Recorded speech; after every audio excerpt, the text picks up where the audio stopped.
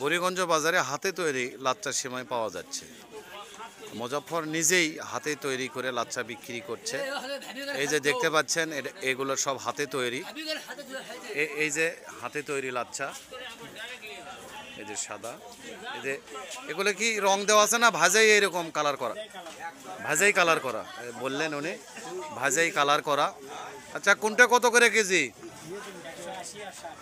180 আর 60 টাকা কেজি বললেন, শুনলেন। এগুলো সব হাতে তৈরি।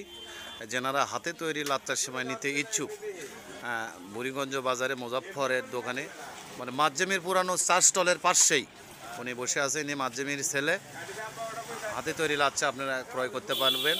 দাম বললেন, শুনলেন, 160 টাকা, 180 টাকা কেজি। এই যে হাতে তৈরি লাচ্চা নিজে হাতেই উনি বানায়, মানে অল্প পরিসরে বিক্রি করে। দেখতেও খুব ভালো লাগছে।